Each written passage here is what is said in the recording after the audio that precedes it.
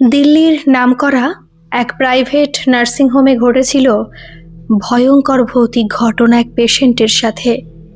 এক্ষেত্রে হয়তো এই ভৌতিক ঘটনাকে ভয়ঙ্কর না বললেও চলে, কারণ এই ভৌতিক ঘটনা একটা মানুষের জীবন কিন্তু ফিরিয়ে দিয়েছিল। তারপরে হয়তো সমস্যা সৃষ্টি হয়েছিল, কিন্তু তা সত্ত্বেও আমি ঘটনাটিকে ভয়ঙ্কর বলতে পারছি না। যাই হোক, ঘটনাটা আপনারা প্রথম থেকে শেষ পর্যন্ত শুনবেন, কারণ আজকের ঘটনাটা ভৌতিক ঘটনার পাশাপাশি একটু কষ্টদায়কও হতে চলেছে। নমস্কার শ্রোতা বন্ধুরা, আত্মা ও ঈশ্বর চ্যানেলে আপনাদের সবাইকে স্বাগত। আশা করি আপনারা সকলেই খুব ভালো আছেন, সুস্থ আছেন। আত্মা ও ঈশ্বরকে এতটা ভালোবাসা দেওয়ার জন্য আপনাদেরকে জানাই অসংখ্য ধন্যবাদ। তাহলে চলুন বন্ধুরা, শুরু করা যাক আজকের এই ঘটনাটি ঘটেছিল একটি দাদার সাথে। তার বর্তমান বয়স 32 বছর, এখনো অবিবাহিত। কিন্তু যখন তার সাথে ঘটনাটি ঘটে তখন তার বয়স ছিল 23 বছর। তাহলে ধরে নিন কত বছর আগে ঘটনাটি ঘটেছে। দাদার নাম শুভাশিস। দাদা যখন 5 থেকে 6 বছরের ছিল তখন দাদা এবং দাদার মা দিল্লিতে একেবারে শিফট হয়ে যায়। দাদার বাবা কিন্তু সেন্ট্রালের ইনকাম ট্যাক্সের অফিসার এবং কাকুর জব ছিল কিন্তু দিল্লিতে। প্রথম বিয়ে হওয়ার পরে 1-1.5 বছর নিয়ে গিয়েছিল দাদার মাকে। পরবর্তীকালে দাদার মা কনসিভ করার পর দাদার মা আবার চলে আসে কলকাতাতে। তাদের কলকাতায় 3 BHK ফ্ল্যাট ছিল। অন্যদিকে দাদার বাবার জন্ম কিন্তু বেথুয়া ডহরি বলে জায়গা আছে, সেখানে তাদের এখনও ভিটে বাড়ি আছে, কিন্তু সেগুলো ফেলাই রয়েছে। আত্মীয়স্বজন অনেকে আছে, কিন্তু সেই জায়গায় আর কেউ থাকে না। আশেপাশে অনেক আত্মীয়স্বজন আছে, কিন্তু দাদার বাবা মা তখন আর বেঁচে ছিল না, আর দাদা ছিল বাড়ির একমাত্রই ছেলে। অতএব বেথুয়া ডহরিতে আসার আর কোনো প্রয়োজন তাদের পড়ে না। এদিকে যখন দাদা বড় হলো, দাদাকে এখন স্কুলে ভর্তি করতে হবে, তখন দাদার বাবা বলে যে আচ্ছা, কলকাতায় ছেলেকে ভর্তি করতে হবে না, একটা কাজ করো, একেবারে ওকে দিল্লিতে নিয়ে আসো। আর আমি এখান থেকে সহজে তো যাবো না, আর এখান থেকে যেতেও চাই না, আমি এখানে সেটেল হয়ে যাব। আপাতত এখানে আমার 2 BHK ফ্ল্যাট রয়েছে, ফ্ল্যাটটা বিক্রি করে দিয়ে একটা ভালো 3 BHK ফ্ল্যাট নিয়ে নিচ্ছি এবং আমরা এখানেই থেকে যাব। তো সেই মতো দাদাকে নিয়ে দাদার মা চলে যায় দিল্লিতে, একেবারে পার্মানেন্টলি সেখানে সেটেল হওয়ার জন্য। 3 BHK ফ্ল্যাটও দাদার বাবা সেই দিল্লিতে কেনে। আর এদিকে কলকাতার 3 BHK ফ্ল্যাটটা কিন্তু দাদার বাবা বিক্রিও করে দেয়, কারণ তাদের তো কলকাতা ফেরার আর কোনো ইচ্ছা ছিল না। বহু বছর ধরে তারা সেখানে আছে, 23টা বছর। দাদা বলছে, হ্যাঁ, ঘটনাটি আমাকে এখন দাদাই পাঠিয়েছে। দাদা বলছে সেই সময় দাদা কিন্তু অনেকটাই বুদ্ধির দিক থেকে কমজোরি ছিল। কারণ দেখবেন কিছু কিছু বাচ্চা এরকম থাকে যাদের বয়স হয়ে যাওয়ার পরেও তাদের না অন্য বাচ্চাদের মতো বুদ্ধি অতটা গ্রো করে না, একটু লেটে হয়। দাদারও কিন্তু সেরকম ছিল। আর দাদা বলছে যে আমি কিন্তু কোনো দিনই দেখতে ভালো নই, এবং আমার দিকে যদি কেউ একবার ভুল করেও তাকায় সে চোখটা নাকি ফিরিয়ে নেবে, এতটাই আমি খারাপ দেখতে দাদার কথা অনুযায়ী। দাদা বলছে বুদ্ধি হয়তো আমার হতো, কিন্তু ছোটবেলা থেকে আমাকে বাবা মা এত প্যাম্পার করেছে, যেহেতু বাবা মার একমাত্র ছেলে, বাবার পয়সা কড়ি অনেক অনেক আছে, কোথাও কোনো অভাব নেই, খুব এলাহিভাবে আমি বড় হয়েছি। সবাই ভাবতো যে আমাকে সবসময় তোলা তোলা করে রাখবে, আর সেই কারণেই আমি বাইরে বেরোতে পারতাম না। আমার যে ফ্ল্যাট ছিল, মানে যে ফ্ল্যাটে আমরা থাকতাম, আমাদের একটা প্লে গ্রাউন্ড ছিল। দাদা বলছে সেখানে আমি খেলা করতে গেলেও মা আমাকে সাথে করে নিয়ে যেত। আমি যদি 1 ঘন্টা খেলা করতাম, বড় হওয়ার পরেও যখন ক্লাস 8-9-এ পড়ি তখন মা থাকতো, আমি খেলা করার পরে মা আমাকে নিয়ে বাড়ি যেত। অন্য বাচ্চাদের দেখতাম তাদের মা বাবা তাদের ছেড়ে দিত। তাহলে আমার বুদ্ধি গ্রো করবে কোথা থেকে, এটা কেউই বুঝতো না। আর এই কারণে নাকি দাদার বুদ্ধি 23 বছর বয়সে এসেও অতটা হয়নি। মানে মোদ্দা কথা, 23 বছর বয়সে এসেও দাদার বুদ্ধি সেইভাবে অন্য বাচ্চাদের মতো নয়, এবং সে সবার সাথে মিশতে পারে না, এতটাই ইন্ট্রোভার্ট। এক্সট্রোভার্ট হওয়ার চেষ্টা করে, কিন্তু কেউ তাকে মেনে নেয় না। সে তো চেষ্টা করছে, কিন্তু তার হাব ভাব, তার ব্যবহার অন্য কেউ মেনে নিতে পারছে না। সেইভাবে দাদা কিন্তু মানসিকভাবেও খুব ডিপ্রেসড ছিল। সে মনে করতো তাকে দেখতে ভালো নয়, সে কারোর সঙ্গে মিশতে পারে না, তার বুদ্ধিও কিন্তু তেমন একটা ভালো নয়, সে নিজেও বুঝতো, চেষ্টা করতো স্মার্ট হওয়ার, কারণ তার বাবা স্মার্ট, তার মা স্মার্ট, কিন্তু সে হয়েছে একেবারে বুদ্ধিহীন একটি ছেলে। আমি কথাগুলো বলছি, আপনারা হয়তো খারাপ বলে মনে করছেন, কিন্তু দাদা এই ওয়ার্ডগুলো ইউজ করতে বলেছে নিজে জোর করেই, কারণ তার কথা অনুযায়ী এই কথাগুলো তুমি সবাইকে জানাও, যাতে করে এরকম বাচ্চার মা বাবারা বুঝতে পারে যে ছেলে মেয়েদের সবসময় আগলে আগলে রাখলেই তারা স্মার্ট সঠিক মানুষ হয় না, এতে তাদের বরঞ্চ ক্ষতিই হয়। যাই হোক, যখন দাদার বয়স 23 বছর, তার প্রায় 1-1.5 বছর আগে থেকে কিন্তু দাদা দেরাদুনে পড়তে যায় একটা কোর্স করার জন্য, এবং সেখানে কিন্তু দাদার বাবার এক বন্ধুর মেয়েও পড়তে যায়, এবং সেই মেয়েটিকে দেখতে খুবই সুন্দর ছিল। যেহেতু সেই মেয়েটির বাবা এবং এই দাদার বাবা খুব ভালো বন্ধু এবং কলিগ, তো সেই হিসাবে কিন্তু ওরা এর আগে অনেক জায়গায় ঘুরতেও গেছে। আর মেয়েটিকে দেখে দাদার কিন্তু খুব ভালোও লাগে, মনে মনে পছন্দ করে, একবার নাকি বলেও ছিল, কিন্তু মেয়েটি দাদাকে একদমই পাত্তা দেয়নি, বরঞ্চ হেও করেছে দাদার চেহারা নিয়ে। সেইভাবে কিন্তু সেই দাদা হস্টেলে থাকতো, কিন্তু হস্টেলে সে থাকতে পারেনি, ওই যে বললাম সে কারোর সঙ্গে মিশতে পারতো না, বা বলা বাহুল্য দাদা মিশতে চাইতো, কেউ তাকে গ্রহণ করতে পারতো না, সবাই তাকে টর্চার করতো, এমনকি খাবার খাওয়ার দিক থেকেও টর্চার করা হতো। যদি কোনো এক্সট্রা খাবার নিজের কাছে কিনে রাখতো, সেই খাবারগুলো তারা খেয়ে নিত, এবং ওই ঠান্ডার মধ্যে বাইরেও মাঝে মাঝে তাকে দাঁড় করিয়ে রাখতো। এটাই নাকি তাদের হস্টেলের রুলস, এটাই নাকি র্যাগিং। এই বিষয়ে কিন্তু কমপ্লেনও করেছিল দাদার বাবা সেই কলেজের প্রিন্সিপালকে। তারপর কিছুদিন কম ছিল, কিন্তু তারপরে আবার শুরু হয়ে গিয়েছিল। শেষমেশ কিন্তু দাদা সে হস্টেল ছেড়ে বাইরে একটা বাড়ি ভাড়া নিয়ে থাকতে শুরু করলো। এর মাঝখানে একটা পরীক্ষা হয়ে যায়, তখন মাস ছিল মার্চ, মানে মার্চের প্রথম দিক। সেই সময় দাদা বাড়িতে আসে, এবং ওরা না একটু কুষ্টিটা খুব মানত, মানে আমি বার্থ চার্টের কথা বলছি, আর একজনকে সেই দিল্লিতেই দেখাতো, এবং তার কথা অনুযায়ী মোটামুটি চলতো। দাদা বাড়ি আসার আগে তারা একবার গিয়েছিল, দাদার মা বাবা গিয়েছিল সেখানে, কিন্তু সেখানে যাওয়ার পরে কিছু কিছু কথা বলেছিল, আর বলেছিল যদি আপনার ছেলে এর মধ্যে বাড়ি আসে তাহলে তাকে একবার নিয়ে আসবেন। ছেলেটা সেখানে গেল, যাওয়ার পরে তাকে বলা হলো যে তুমি একটু সাবধানে থেকো, ঠান্ডার দিক থেকে একটু বেঁচে চলো, এই সময় কিন্তু অনেকের ঠান্ডার সমস্যা হয়, ফুসফুস আক্রান্ত হয়, শুধুমাত্র ফুসফুস নয়, এই সময় কিন্তু গ্রহের দশা চেঞ্জ হয়, তো অনেক মানুষের অনেক সমস্যার সৃষ্টি হয়, তুমি একটু সাবধানে থেকো, আর একটি মুক্ত নিতে হবে এত রতির, সেই মুক্তটা নিয়ে নিও। তো সেইভাবে বাড়িতে আসা হয়। দাদার বাবা বলে ঠিক আছে, আমি ছুটি পাই, তারপরে সানডে দেখে তোকে নিয়ে যাব। কিন্তু তার পরের দিনই দাদার ধুম জ্বর ওঠে, ভীষণ পরিমাণে জ্বর। দাদা বুঝতে পারে না কি সমস্যা হচ্ছে, কারণ জ্বরের ওষুধ খাওয়ার পরেও জ্বর কমছিল না। এতটাই শরীর অসুস্থ যে দাদাকে একটা নিকটবর্তী নার্সিংহোমে নিয়ে যাওয়া হয়, ভালো নার্সিংহোম সেটা। সেখানে নিয়ে যাওয়ার পরে সেখান থেকে জানানো হয় যে দাদার লাংসে নাকি সমস্যা দেখা দিয়েছে, প্রচণ্ড সমস্যা।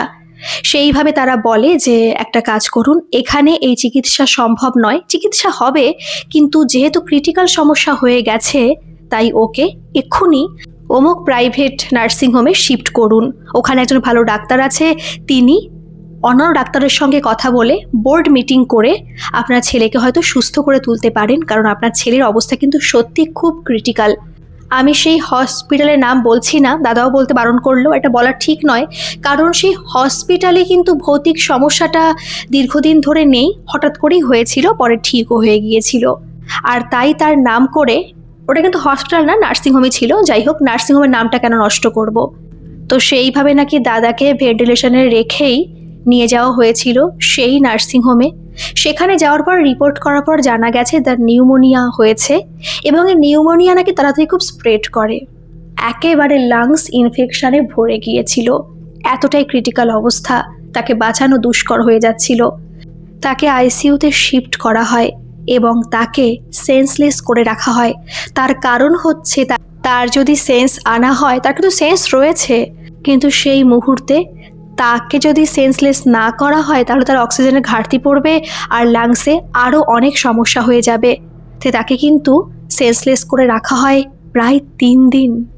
এই কথা শুনে সেই দাদার মামাবাড়ি থেকে কিন্তু অনেকেই এসছিল। তারা কলকাতাতেই থাকে, কারণ দাদার বাবার বাড়ির তরফ থেকে কেউ আসতে পারবে না, তেমন কোনো আত্মীয়স্বজন দাদার বাবার বাড়ির তরফ থেকে নেই।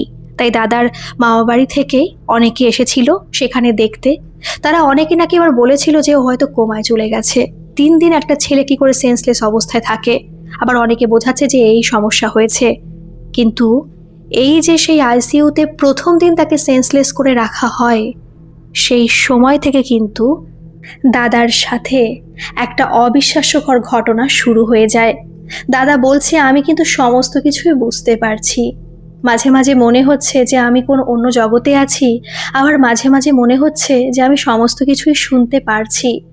যখন আমার মা বাবা আমার সঙ্গে দেখা করতে আসছে, কথা বলছে, আমি কিন্তু বুঝতে পারছি, বাট আমার বলার কোনো কিছু ছিল না, আমি বলতে পারছিলাম না, এতটাই অসহায় লাগছিল। আর সেই মুহূর্তে এক সময় প্রথমবার দাদা বলছে, আমি টাইমটা জানি না, সেই সময় নাকি হঠাৎ করে একটি মেয়ে দাদার সামনে আসে। সেই মেয়েটিকে দেখতে সত্যি খুব সুন্দর, কিন্তু মেয়েটার মাথায় কোনো চুল ছিল না। আসলে মেয়েটি ছিল ক্যান্সারের পেশেন্ট, এবং তার অবস্থা খুব ক্রিটিক্যাল থাকার জন্য সে আইসিইউতে ওইখানেই ভর্তি ছিল। এটা পরে বোঝা গেছে আর কি, দাদা বুঝতে পেরেছে। কিন্তু দাদা ভেবেছে যে দাদা তাকে বাস্তবে দেখছে। দাদা বলছে যে আমি তার সঙ্গে একটা অন্য জগতে চলে গিয়েছিলাম এবং তার সাথে বহু কথা আমি বলেছি। আমি তাকে বলতে চাইছিলাম সেই স্বপ্নের মধ্যে, সেন্সলেস থাকার মধ্যেই, যে আমি না বাঁচতে চাই। আমাকে কেউ কোনোদিনও ভালোবাসেনি, কেউ কখনো না। আমি তো দেখতে খারাপ, তাই কারোর ভালোবাসার পাত্র আমি হতে পারিনি। অন্যদিকে সেই মেয়েটি, হ্যাঁ সেই মেয়েটি দাদাকে বলেছিল, তুমি বাঁচবে, দেখো তোমাকে বাঁচতেই হবে, তোমার জন্য অনেক কিছু অপেক্ষা করছে। কিন্তু দেখো, আমি আসলে সত্যিকারের ভালোবাসা পেয়েও হারালাম। কারণ আমার যখন ক্যান্সার হলো, তখন আমার সত্যিকারের ভালোবাসা আমাকে ছেড়ে চলে গেল। কারণ আমার নাকি বেশি আয়ু নেই, আর যদি সে আমার সঙ্গে থাকে তাহলে নাকি তার কষ্ট আরও বাড়বে। তাই আস্তে আস্তে সে নিষ্ঠুর হয়ে আমার থেকে দূরে সরে গেছে। আর তারপর দেখো আমি বাঁচতে পারলাম না। মাঝে মাঝে নাকি স্বপ্নের মধ্যেই, স্বপ্ন কথাটা বারবার কেন বলছি, কারণ সে তো সেন্সলেস অবস্থায় আছে, সে অনেক কিছু দেখতে পারছে। তো এটাকে আমি কি বলবো, কল্পনার জগৎ বলবো নাকি স্বপ্ন বলবো? তো সেই মুহূর্তে যখন এই কথাটা দাদা শোনে, সেই সময় নাকি ডাক্তার এসেছিল তাকে দেখতে, কারণ সেই সময় তার হার্ট রেট বেড়ে গিয়েছিল। ডাক্তার ভেবেছিল হয়তো অন্য কোনো সমস্যা হতে পারে, কিন্তু ভেতরে ভেতরে সে যে অন্য কারোর সঙ্গে কথা বলছে, এই সব হচ্ছে, এগুলো কিন্তু ডাক্তার বুঝতে পারছিল না। ডাক্তার কিন্তু খুব টেনশনে পড়ে গিয়েছিল। তারপর আস্তে আস্তে আবার ঠিক হয়ে যায়। তখন সেই মেয়েটি নাকি বলে, আমি বাঁচতে চেয়েছিলাম কিন্তু আমি বাঁচতে পারলাম না, কিন্তু তোমাকে বাঁচতে হবে। এরকম নাকি প্রায় 2-3 দিন ধরে দাদার সঙ্গে সেই মেয়েটি কথা বলেছে। দাদা বলছে, তুমি বিশ্বাস করবে না, আজ 32 বছর বয়স, দাদা নাকি সামনে বিয়ে করবে, তাকেও নাকি ভালোবেসে দাদা বিয়ে করবে। 2 বছরের সম্পর্ক মাত্র, তবুও ভালোবাসা অনেক আছে। তো দাদা বলছে, সেই ভালোবাসাকে আমি এখনো ভুলতে পারি না। ওই 2-3 দিনের মধ্যে ওর সঙ্গে কথা বলতে বলতে আমি ওকে ভালোবেসে ফেলেছিলাম। আর সে শুধু বলতো, তুমি সুস্থ হও, আমি তোমার সাথে আছি, তোমাকে সুস্থ হতেই হবে।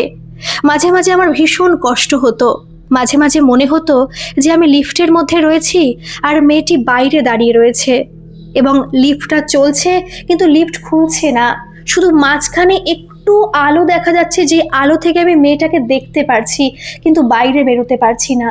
আর লিফটের মধ্যে আমি আছি বলে আমার প্রচণ্ড কষ্ট হচ্ছে, আমি শ্বাস নিতে পারছি না, মনে হচ্ছে আমি মারা যাব। কিন্তু ওই যে একটুখানি আলো দেখা যাচ্ছে, সেইখান থেকে আমি দেখতে পারছি যে বাইরে দাঁড়ানোর সেই অতীব সুন্দরী, চুল না থাকা মেয়েটি আমাকে হাত দিয়ে ডাকছে এবং আমাকে সেই কষ্ট থেকে বের করার চেষ্টা করছে।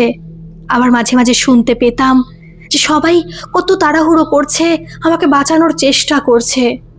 আমি যে কত কষ্টের মধ্যে ছিলাম, আমি কাউকে বোঝাতে পারছিলাম না। এরকম বহু বহু কষ্ট আমি মাত্র 3 দিনে পেয়েছি। এবং যখন শেষমেশ আমার সেন্স আনা হয়, তার কিছুক্ষণ আগেই কিন্তু আমি দেখতে পেয়েছিলাম যে সেই মেয়েটি আমাকে হাত দিয়ে ডাকছে, এবং অনেক কষ্টের পরে তার হাতটা আমি ধরতে পারছি, এবং হঠাৎ করে আমি বাইরে বেরিয়ে এসে ওকে জড়িয়ে ধরতে পেরেছি। আর কতটা যে আমার রিল্যাক্স লাগছিল আমি বলে বোঝাতে পারবো না। তারপর আমার সেন্স আসে, তখন আমি আস্তে আস্তে চোখ খুলি, কিন্তু সবাইকে দেখতে পাই, মেয়েটাকে দেখতে পাই না। না, বাবা মা তখন ছিল না, ছিল তখন ওই ডাক্তাররা আর এক দুজন নার্স, আর কেউ না। কিন্তু তখন নাকি দাদা ভেবেছিল যে মেয়েটি বাস্তবেই ছিল, তার সঙ্গে কথা বলেছে এসে মাঝে মাঝে, আবার চলে গেছে। তাহলে মেয়েটি কোথায় গেল? দাদার কিন্তু এই 3 দিনে মেয়েটির কথা পুরোপুরি মনে ছিল, পুরোপুরি, যা যা হয়েছে সমস্ত কিছু। কিন্তু সে একবারও ভাবতে পারেনি যে মেয়েটি তার কল্পনা এসেছিল নাকি সত্যি সত্যি কোনো আত্মা এসেছিল।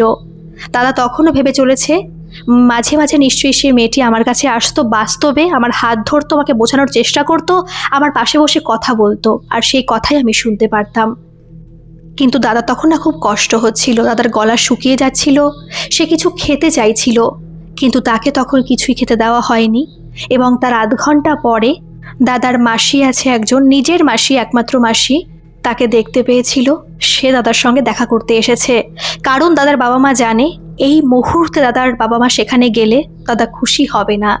কারণ দাদার বাবা মা জানে সে তার বাবা মার থেকেও তার মাসিকে সব থেকে বেশি ভালোবাসে। তার বাবা মার উপরে তার খুব রাগ যে তার বাবা মার জন্যই সে এখনও স্মার্ট হতে পারলো না, তাকে আগলে আগলে রাখা হয় কেন। যাই হোক, মাসি আসার পরে কিন্তু দাদা বলছে আমার না ভীষণ ভালো লাগছিল, আমার অনেক কিছু বলতে ইচ্ছা করছিল। আমি শেষমেশ বলেও ছিলাম যে মাসি আমাকে কিছু খেতে দেবে, আমার না খুব কষ্ট হচ্ছে, মনে হচ্ছে আমি কতদিন খাইনি, আমার খিদে পাচ্ছে। কিন্তু গলা তার ব্যথা হয়ে যাচ্ছিল, সে কথা বলতে পারছিল না, গলা শুকিয়ে যাচ্ছিল। সেই মুহূর্তে দাদা কিন্তু জিজ্ঞেস করে যে মাসি আমি এখানে কত সময় আছি। দাদা কিন্তু জানে যে সে অসুস্থ, তাকে নার্সিংহোমে ভর্তি করা হয়েছে, কিন্তু সে যেই পুরো 3 দিন সেন্সলেস ছিল সে কিন্তু বুঝতে পারেনি। সে ভেবেছিল সে অসুস্থ, তাই সে ঘুমিয়ে আছে, এবং সেই ঘুমন্ত অবস্থায় তার সঙ্গে দেখা করতে সে মেয়েটি এসেছিল। দাদা সেই মুহূর্তে জিজ্ঞেস করে যে কি হয়েছিল, আমি এখানে কত সময় আছি। তখন দাদার মাসি বলে যে বাবা এরকম এরকম ব্যাপার, তুমি তাড়াতাড়ি সুস্থ হয়ে যাবে, তোমার সেন্স আনা হয়েছে এবং তোমাকে কালকে পরীক্ষা করবে একটা, দেখবে, তারপরে 1-2 দিনের মধ্যে তোমাকে ছুটি দিয়ে দেবে। তখন দাদা বুঝতে পারে দাদা এরকম মানে সেন্সলেস অবস্থায় ছিল। আর সেই কথা শুনে দাদার কিন্তু মনটা খারাপ হয়ে যায়, কারণ দাদা তো ভালোভাবেই জানে সেন্সলেস থাকা অবস্থা মানে কি। নিশ্চয়ই সেই সময় সে কল্পনার জগতে ছিল, আর সেই মেয়েটি কল্পনারই একটা অংশ, সে বাস্তবে এক্সিস্টই করে না। দাদার কিন্তু মনটা ভীষণ ভীষণ খারাপ হয়ে যায়, আর মনে হয় যদি সে কল্পনাটা সত্যি হতো, যদি সে মেয়েটা তার সামনে আসতো, তাহলে কতই না ভালো হতো। কিন্তু সে আদেও বেঁচে আছে তো? সে তো বারবার করে বলছিল স্বপ্নের মধ্যে বা সেন্সলেস অবস্থায় সে শুনতে পাচ্ছিল যে সে বেঁচে নেই, তাকে বাঁচতে হবে। তাহলে সে সত্যিই কল্পনা হয়তো, কারণ সে যদি মারা যায় তাহলে এখানে আসবে বা কী করে? আসতে নিশ্চয়ই পারবে না, ওটা কল্পনাই ছিল কোনো, হয়তো কোনো কল্পনার শক্তি তাকে বাঁচিয়ে রেখেছে। তাকে অনেক ধন্যবাদ দিতে হয় যে শুধুমাত্র ওর শক্তির জন্যই ও আজ হয়তো বেঁচে আছে। সেই দিন দাদাকে ডাক্তার চেক আপ করে এবং ডাক্তার বলে যে ওকে একটা কাজ করো, জেনারেল বেডে দিও না, ওকে আইসোলেশনে রাখো। দাদাকে আইসোলেশনে রাখা হয়, একটা শুধুমাত্র ছোট রুম দাদার জন্য দেওয়া হয়, দাদা সেখানে থাকে। দাদার সঙ্গে তার মা বাবাও দেখা করে যায়, দাদা কথা বলে কিন্তু অতটা ভালোভাবে নয়। তারপর শুধু সে চোখ বুজে পড়ে থাকে, যদি আবার সে ঘুমিয়ে পড়ে, যদি সে মেয়েটাকে আরেকবার একটু দেখতে পারে। কিন্তু সেটাই যে সত্যি হয়ে যাবে দাদা ভাবতেই পারেনি। দাদা সেই মুহূর্তে সত্যি ঘুমিয়ে পড়ে, শরীরটা খুব দুর্বল ছিল তো, সে ঘুমিয়ে পড়ে। কিন্তু সেই সময় দাদা অনুভব করতে পারে দাদার মাথায় কোনো ঠান্ডা হাত এসে পড়েছে, এবং সেই ঠান্ডা হাত তার মাথার মধ্যে বিলি কেটে যাচ্ছে, এবং কত যে ভালো লাগছে। কিন্তু এত ঠান্ডা লাগছে কেন? তার সমস্ত শরীর তো পুরো একেবারে ঠিক আছে, শুধুমাত্র ওই যে হাতটা তার মাথায় এসে পড়েছে, সেই হাতটাই অসম্ভব ঠান্ডা। মনে হচ্ছে ডিপ ফ্রিজে রাখলে যেরকম ঠান্ডা হয় কোনো জিনিস, সেরকম ঠান্ডা সেই হাতটা। দাদা চেষ্টা করছে সেই হাতটাকে নিজে থেকে ধরার, কিন্তু দাদা শক্তি পাচ্ছে না নিজের হাতটাকে ওই হাতের উপরে রাখার। আর সেই সময় সেই মেয়েটি দাদার কানের কাছে ফিসফিস করে বলে বসে, আমি আছি, আমি হয়তো বাস্তবে নেই কিন্তু তোমার মধ্যে আমি থাকবো, আমি আছি আত্মা হিসেবে। আমি এখনও যেতে পারিনি, কারণ বেশি দিন তো হয়েছে আমি মারা যাইনি। তুমি যেদিন ভর্তি হয়েছ তার আগের দিন রাত্রিবেলায় আমি মারা যাই। এখনও আমি এখান থেকে যেতে পারিনি, চলে হয়তো যেতাম, কিন্তু তোমার টানে, তোমাকে দেখে, তোমার কষ্ট দেখে আমি রয়ে গিয়েছি। আর তোমার সঙ্গে এতটা কথা বলার পরে আমি সত্যি এখান থেকে আর যেতে পারছি না। মনে হচ্ছে সৌন্দর্য পৃথিবীতে সমস্ত কিছু নয়, ভালোবাসাটাই আসল। যদি সত্যি তোমার মতো কোনো ছেলে আমার জীবনে আসতো, তাহলে হয়তো আমার মৃত্যুর শেষ দিন পর্যন্ত সে আমার সাথে থাকতো। আমাকে ছেড়ে আমার অসুস্থতা জানার পরেও সে কখনো চলে যেত না। সেই কথা শুনে দাদা ঘুমের মধ্যেই না কেঁদে ফেলে। দাদা বলছে আমার যে কি কষ্ট হচ্ছে বলে বোঝাতে পারবো না, এবং সেই কান্নার আওয়াজটা নাকি পুরো জোরে হয়। আর যেহেতু দাদার পাশেই হল ঘরে এক রিসেপশন, মানে ওটা না অনেক বড় নার্সিংহোম আর কি, আর প্রত্যেকটা ফ্লোরে রিসেপশন টাইপের আছে, সেখানেই ডাক্তাররা বসে মানে নার্সরা বসে থাকে। আর তারা শুনতে পেয়েছিল যে দাদা ওরকম করছে, এবং সেই সময় একজন কম্পিউটারের দিকে তাকায়, কারণ সেই ঘরে সিসিটিভি ক্যামেরা আছে। সেখানে দেখা যায় দাদা ওঠার চেষ্টা করছে এবং সে যেন কেমন অদ্ভুত রকমের প্রতিক্রিয়া জানাচ্ছে।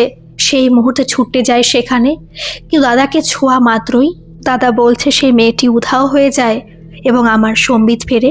মোদ্দা কথা, আমার ঘুম ভেঙে যায়। এবং তখন আমার ভালো লাগছিল, কিন্তু রাগ হচ্ছিল সেই নার্সগুলোর প্রতি। মনে হচ্ছিল যে শুধুমাত্র এদের জন্য সেই মেয়েটা আমার থেকে আবার চলে গেল। তার সঙ্গে কথা বললেই আমার খুব ভালো লাগছিল, কারণ এরকম মেয়ে আমি জীবনে প্রথম দেখলাম। আর এরকম হয়তো কোনো মেয়ের সাথে কথা আমি প্রথম বলছি। হ্যাঁ, সামনাসামনি নয়, বাস্তবে নয়, কিন্তু বলছি তো। আর সেই একটা কল্পনার জগতে আমার মধ্যে বাস্তবের সৃষ্টি করেছিল। মনে হচ্ছিল কল্পনাই সই, কিন্তু কোনো মেয়ে তো কথা বলছে আমার সাথে। আমার কাছে এটা বাস্তবের থেকে অনেক বেশি কিছুই মনে হচ্ছিল। সেই মুহূর্তে নার্সরা জিজ্ঞেস করছিল যে তোমার কি হয়েছে, কি সমস্যা হয়েছিল, কষ্ট হচ্ছে? দাদা বলছে না, কষ্ট হয়নি, আমি একটু খারাপ স্বপ্ন দেখেছি সেই কারণে। বলছে আচ্ছা তুমি ঠিক আছো? কিন্তু যেহেতু প্রাইভেট নার্সিং হোম, অনেক অনেক টাকা দিয়ে সেখানে রাখা হয়েছে, পার ডে 30-35 হাজার টাকা করে সেখানে লাগছে, তারও হয়তো বেশি। দাদা বলছে যে এটুকু শুনেছিলাম, বেশিও হতে পারে। তো তখনই আরেকজন নার্স গিয়ে ডাক্তারকে ডেকে আনে। ডাক্তার আসে, জিজ্ঞেস করে কোনো সমস্যা হচ্ছে কি না। দাদা বলে যে না, সমস্যা কিছু হচ্ছে না, বাট আমি নিঃশ্বাস নিতে পারছি না, আমার একটু কষ্ট হচ্ছে, আর কথা বললে আমার কাশি আসছে। হ্যাঁ, এটা সত্যি সত্যি দাদার হচ্ছিল যে কথা বেশি বললে দাদার কাশি আসছিল প্রচণ্ড পরিমাণে। কিন্তু যখন সে স্বপ্নের মধ্যেই মেয়েটির সাথে কথা বলছিল, তখন কিন্তু কোনো কষ্ট হচ্ছিল না। যাই হোক, ডাক্তাররা কিন্তু আবার দেখে চলে যায়, নার্সরাও কিছুক্ষণ থেকে ওখান থেকে আবার চলে যায়। সেই দিন না রাত্রেবেলা দাদা ঘুমানোর চেষ্টা করছে, কিন্তু কোনো মতেই ঘুম আসছে না। দাদা বুঝে পাচ্ছে না কেন দাদার ঘুম আসছে না, খুব অস্বস্তি হচ্ছে। দাদা বলছে যে আমি হয়তো ঘুম আনানোর চেষ্টা করতে পারতাম, কারণ শরীর খুব দুর্বল, ঘুম চাইছে বারবার, কিন্তু ওই যে আমি ঘুমানোর জন্য খুব উদ্গ্রীব হয়ে উঠছি যে আমাকে ঘুমোতেই হবে, ঘুমোলে হয়তো সে মেয়েটাকে আমি দেখতে পারবো, সে আসবে আমার কাছে।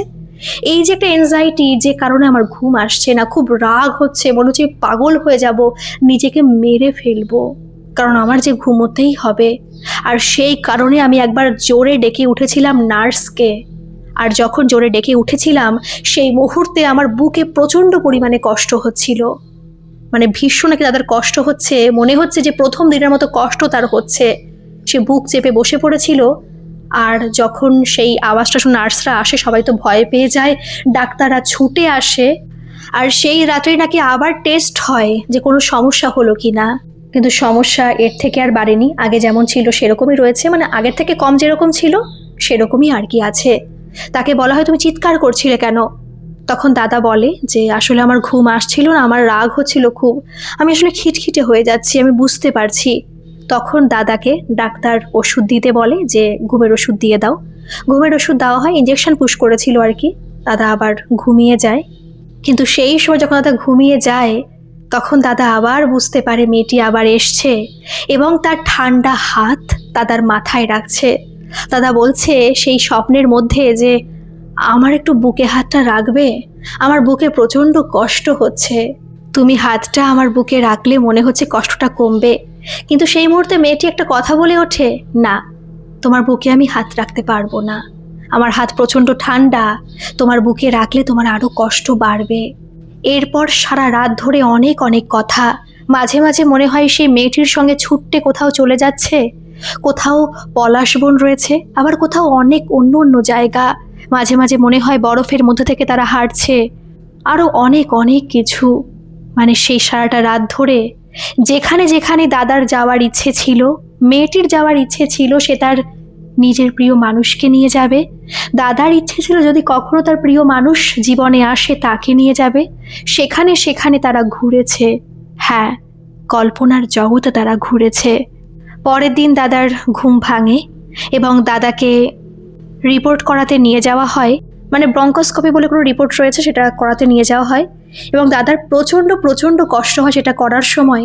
কিন্তু সেই মুহূর্তে এই প্রথম ঘুমের মধ্যে ছাড়া, সেন্সলেস অবস্থায় ছাড়া, মনে হলো কেউ একজন দাদার হাতটা ধরেছে, দাদাকে শক্তি দেওয়ার চেষ্টা করেছে। কোনো কথা সে শুনতে পায়নি, কিন্তু সে অনুভব করতে পেরেছিল। দাদা বলছে, আমি হয়তো দেখতে পারছিলাম না, কিন্তু সত্যি আমি ফিল করতে পারছিলাম যে কেউ একজন ঠান্ডা হাত দিয়ে শক্ত করে জাপটে ধরছে আমার হাতটাকে, এবং সেই অনুভবে আমি বুঝে যাচ্ছিলাম, তুমি কষ্ট পেও না, আমি তোমার সাথে আছি। অনেক কষ্টের রিপোর্টটা হলো, আমার সত্যি জান বেরিয়ে যাচ্ছিল সেই রিপোর্টের জন্য। তারপর দাদার কথা বলতে পারেনি, কারণ এর আগে তো কথা বললে কাশছিল, আর এখন সে কথা বলতেই পারছে না। কথা বললে তার আরও কাশি আসছে।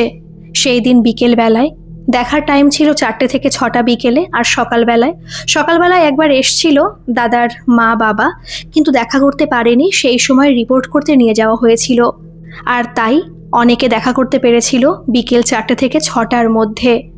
যেহেতু সেই দিন ওই দাদার মা বাড়ি থেকে আরও অনেকে এসেছিল, নিজের আত্মীয় না হলেও দাদার মায়ের দূর সম্পর্কের আত্মীয়রাও, যারা এই দিল্লিতেও থাকে কিছু কিছু জন, তারাও এসেছিল।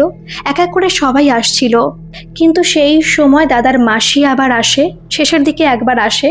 দাদা কিন্তু খুব খুশি হয় তার মাসি আসলে, মনের সমস্ত কথা বলতে পারে এবং মনে হয় যে এই একমাত্র পৃথিবীতে মানুষ আছে যার সঙ্গে কথা বলে সে একটু শক্তি পায় এবং সে খুব ভালো ফিল করে। কিন্তু সেই সময় সেই দাদার মাসি কিন্তু সাথে করে একটা ভগবানের ফুল নিয়ে এসেছিল, কোথা থেকে হয়তো পুজো দিয়েছিল, আর তারপর লুকিয়ে কিন্তু সেই ফুলটা নিজের ব্যাগে করে নিয়ে এসেছিল।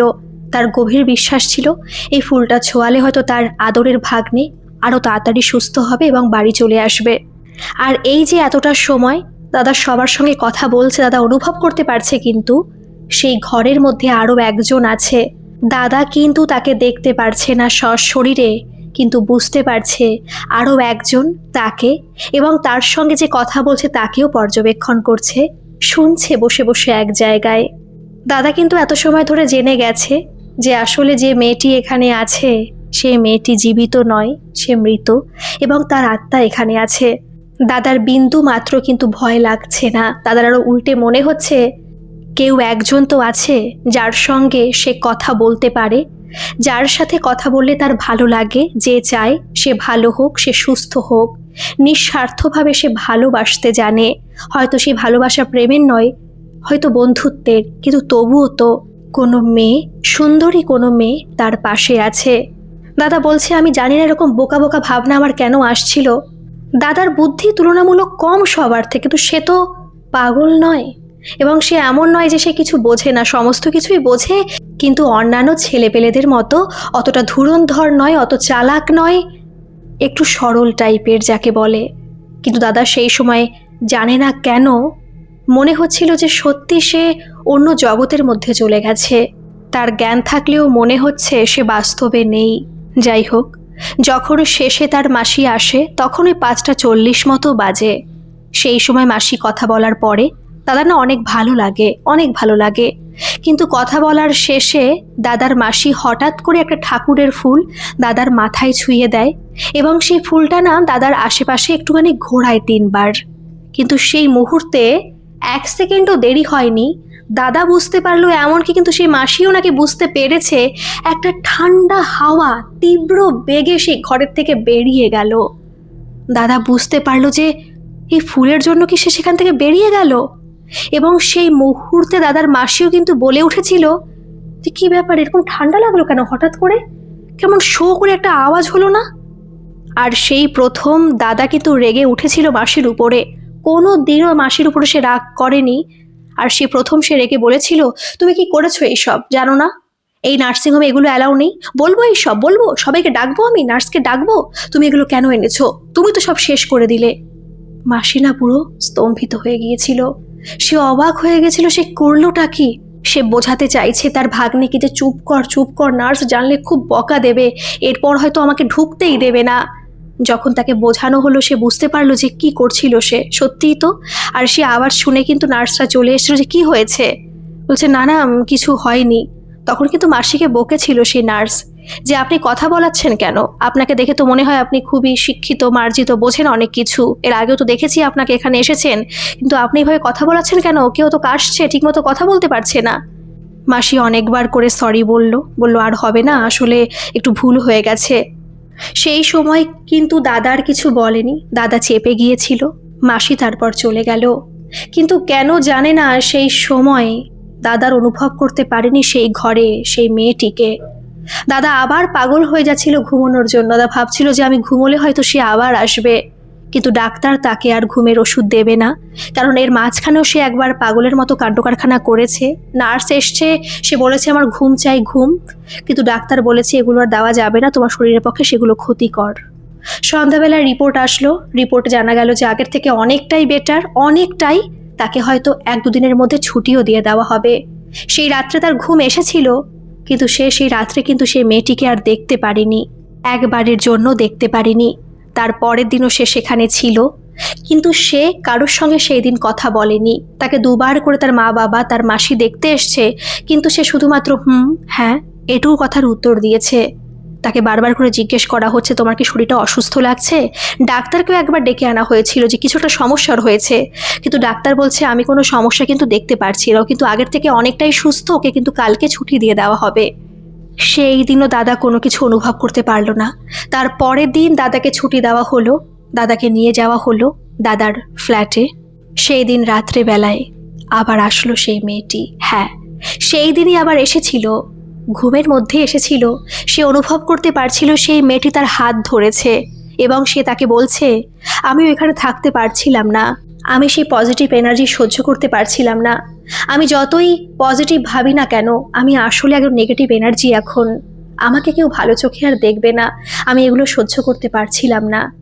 সেই দিন সে সারা রাত ধরে আবার মেয়েটিকে দেখেছে, মেয়েটির সঙ্গে কথা বলেছে এবং সকালে উঠে সে ভীষণ হেসেছে, গল্প করেছে সবার সঙ্গে যেটুকু সে পারে, তার শরীরে যেটুকু সয়। সবাই তো অবাক, যে ছেলে বাড়িতে আসার পরেও পুরো চুপচাপ ছিল, মনমরা ছিল, সে এখন সবার সঙ্গে কথা বলছে। বিশেষ করে যে দাদা তার মা বাবার সঙ্গে কথা বলতেই চায় না, এখন সে মা বাবার সঙ্গেও সে কথা বলেছে। আর এইভাবেই জড়িয়ে গেছে দাদার সঙ্গে সেই মেয়েটি, কারণ প্রত্যেক দিন দাদা এখন তার সঙ্গে কথা বলে। দাদা এখন পাগল হয়ে যায় ঘুমানোর জন্য, মাঝে মাঝে একা একা নাকি কথা বলে, কারণ দাদা বলছে যে আমি সত্যি পাগল হয়ে যাচ্ছিলাম সেই মুহূর্তে।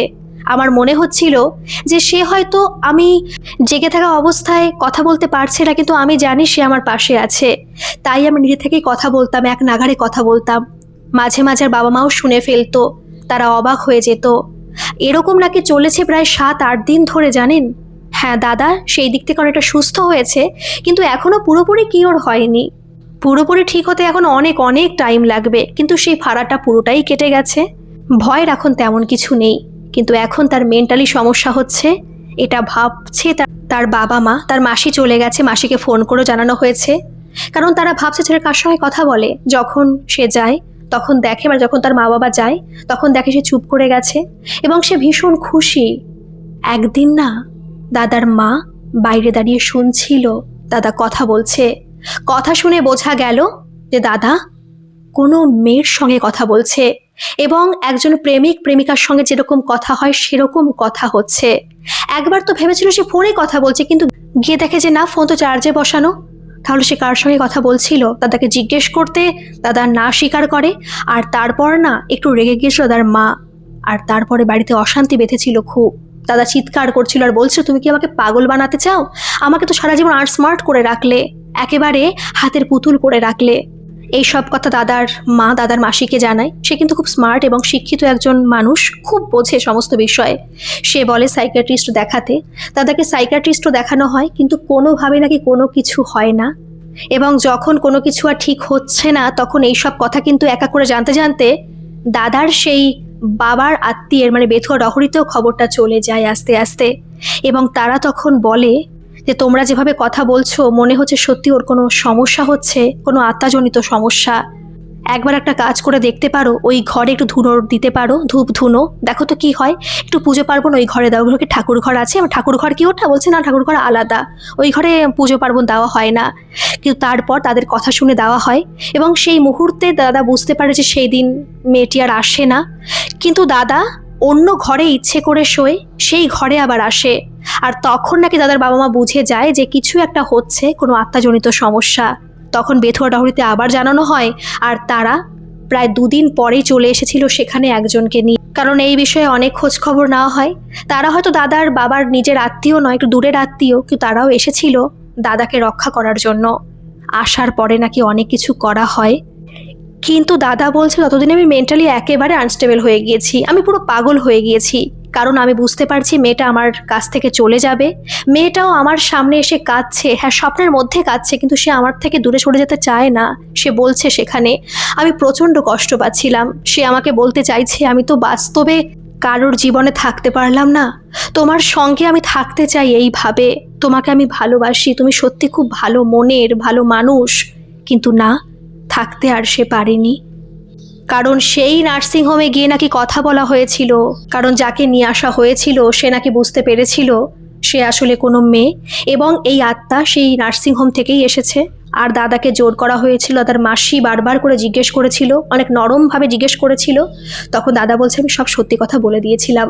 তারপর নার্সিংহোমে গিয়ে মেয়েটার সমস্ত তথ্য নেওয়া হয়, মেয়েটার বাড়ি যাওয়া হয় এবং মেয়েটার বাড়ির লোকদের জানানো হয় যে আপনাদের মেয়ে কিন্তু এখনো মুক্ত হয়নি, আপনারা কি চান আপনাদের মেয়ে মুক্তি পাক? তারাও রাজি হয়। আর তারপর নাকি ওই মেয়েটার বাড়িতে বসে সমস্ত কাজগুলো করানো হয়।